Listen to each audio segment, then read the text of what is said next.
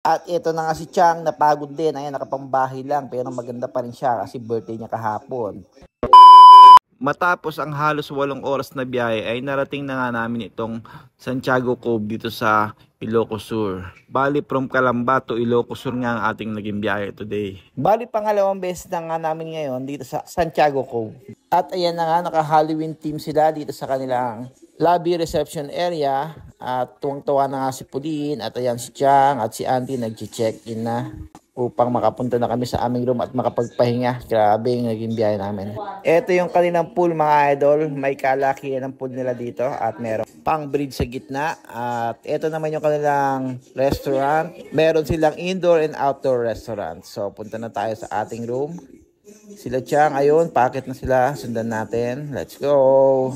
Noong unang punta nga namin, doon kami na pwesto sa taas, doon sa 3rd floor. Yan. Diyan kami nagstay for 3 days and 2 nights. At ito nga muli kaming babalik dahil nagustuhan namin ni Chang yung hotel na ito. At yung dagat niya mataintim, hindi siya maalon. So, recommendable para sa amin ito. At siguradong babalik-balikan namin to.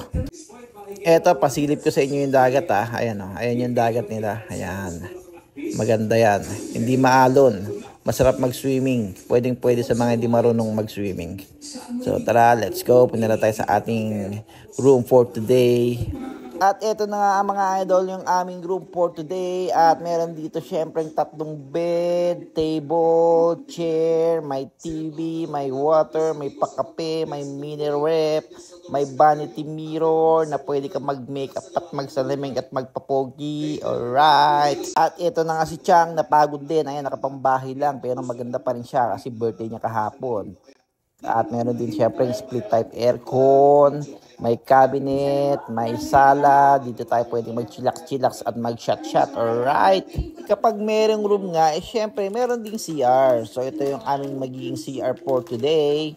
Ayan, meron siyang kasamang blower, may guest kit, may lababo syempre, may tissue, may bowl, at may mirror, at syempre meron ding shower.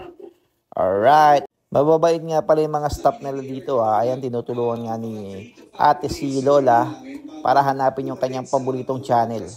Paboritong channel na sinusubaybayan araw-araw. Pakit muna tayo ulit. Hello. Alright.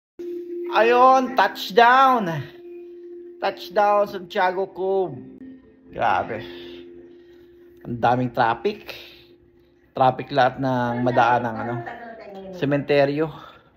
May ibon dito dati Dito. Kumakatok dito sa bintana.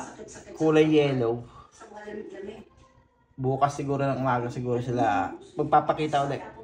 Nakatok dito sa bintana. Dilaw na ibon.